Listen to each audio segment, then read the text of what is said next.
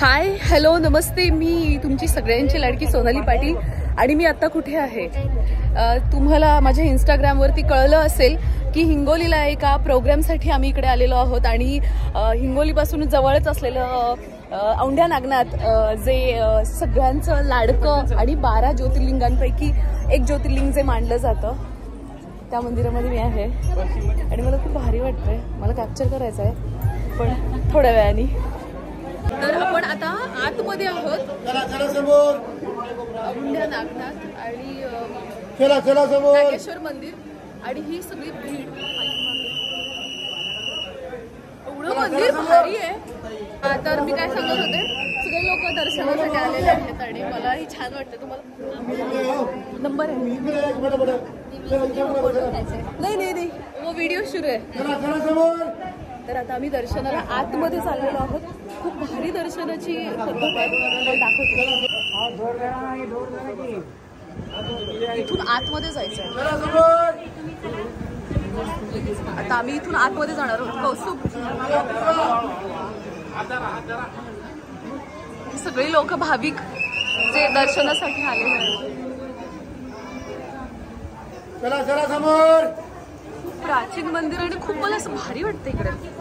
इथून लोक मध्ये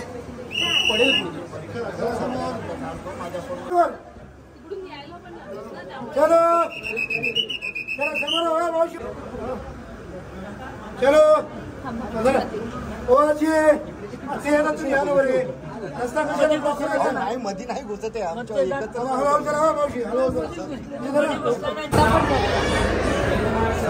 आम्हाला लवकर निघायचं. 5,500 वर्षांपूर्वी पांडव जेव्हा वनवासाला आले होते तेव्हा त्यांनी हे मंदिर बांधलं.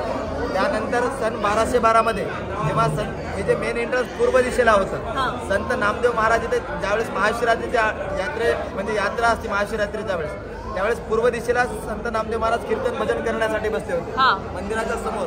तर त्यांचं भजन कीर्तन ऐकण्यासाठी लोकांची गर्दी जमा होत होती. काही लोकांनी त्यांना सांगितलं, तुमचं जे कीर्तन भजन आहे मंदिराच्या पाठीमागे बसून करा. संत नामदेव महाराज म्हणाले, माझी जर भक्ती खरी असेल मला देव मंदिराचा मागे पण मिळेल.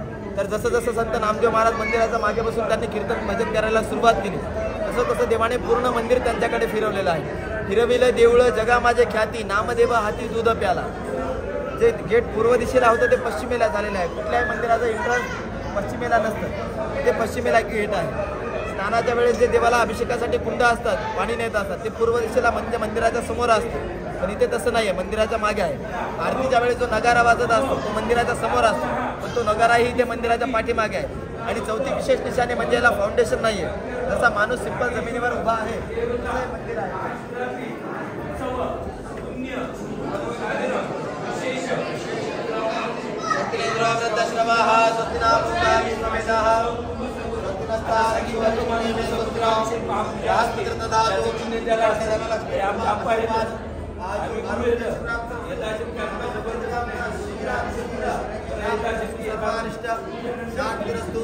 या देवी सर्व रूपेषु दया रूपेण लक्ष्मी रूपेण समस्ता. नमस्तस्ये नमस्तस्ये नमस्तस्ये नमो नमः. मनोवंचित कामना फलसिद्धिरस्तु. सर्वारिष्ट शांतिरस्तु. शमे शमे च पापानि शमे आयुष्यवर्धने. अर्जुनस्य धनुर्धारी कामना फलसिद्धिरस्तु. सर्वारिष्ट शांतिरस्तु. या देवी सर्व रूपेषु दया रूपेण लक्ष्मी रूपेण समस्ता. नमस्तस्ये नमस्तस्ये नमस्तस्ये नमो नमः. मनोवंचित कामना फलसिद्धिरस्तु. आयु आरोग्य यश प्राप्तरस्तु. सर्वारिष्ट शांतिरस्तु. बात पुढे करा.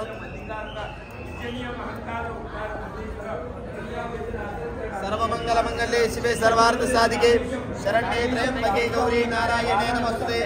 एकवार विष्णू महद्भूतमतक भूतानेकशाः हरेन लोकानि व्याप्त भूतात्मा भूते विष्णू भवद्भूयः.